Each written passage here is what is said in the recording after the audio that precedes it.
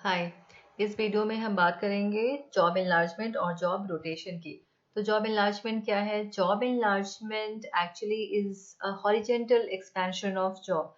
Horizontal expansion मतलब होता है कि एम्प्लॉय जिस तरह का जॉब अभी कर रहा है उसी तरह के और भी जॉब्स उसको असाइन करना। ठीक है, it means expanding the job horizontally, meaning the employee is given more task of similar nature। जो वो काम अभी कर रहा है उसी तरह का same nature of task is allotted to him। उसे additional responsibilities देते हैं, लेकिन जो responsibility होगी वो similar तरह की responsibility होगी जो कि वो presently कर रहा है।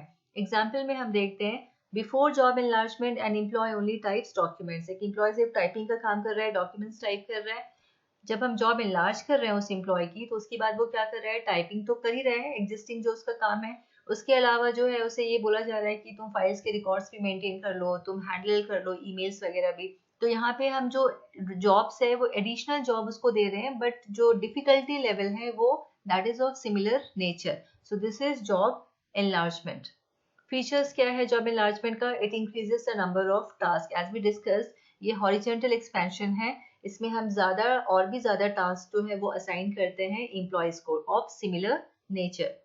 Task are at the same level of difficulty. ठीक है, इट रिड्यूसेस रिपीटेटिव वर्क। मतलब जैसे कि एग्जाम्पल से हम देख सकते हैं कि वो टाइप कर रहा था डॉक्यूमेंट्स, लेकिन अब जो है उसे रिकॉर्ड्स भी मेंटेन करने को बोला गया है, उसे ईमेल्स भी देखने को बोला गया है। तो जो रिपीटेटिव वर्क्स जो है उसको थोड़ा यहाँ पे कम करते हैं हम लोग। और improves employ interest in the job. These are the key features of job enlargement. Advantages क्या है? It reduces boredom and monotony. एक ही टाइप का एक ही तरह का काम करते करते जो बोरिंग हो जाता है वो और मोनोटोनस हो जाता है वो कम हो जाएगा जॉब इनलार्जमेंट से।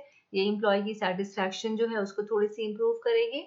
एंड एम्प्लॉय जो है they become actually they learn additional task. तो जो एक्स्ट्रा जो रिलेटेड टास्क होती है वो भी वो सीख जाता है। ठीक है, सो this is about job. Job rotation, जब हम एक एम्प्लॉय को एक जॉब से दूसरी जॉब में रोटेट करवाते हैं या फिर अलग अलग रोल्स देते हैं तो वो कहलाता है job rotation. How can we define this? This is the technique in which employees are periodically moved from one job to another job within the organisation. इसको एक एग्जाम्पल से समझते हैं। फॉर एग्जाम्पल, एक कोई बैंक एम्प्लॉय है, उसे हम लोग ने कभी बोला कि आप कस्टमर सर्विस जो है आप आज उसका काम कर लो। कभी बोलते हैं कि ठीक है आप कुछ टाइम के लिए कैश काउंटर संभाल लो। फिर कभी बोलते हैं आप लोन सेक्शन में जाके लोन का जो काम है वो देख लो। कभी उसे रिकवरी के लिए भेज देते हैं। ठीक है, तो ये क्या है? This is job rotation. उसे हम अलग अलग रोल्स जो है वो असाइन कर रहे हैं।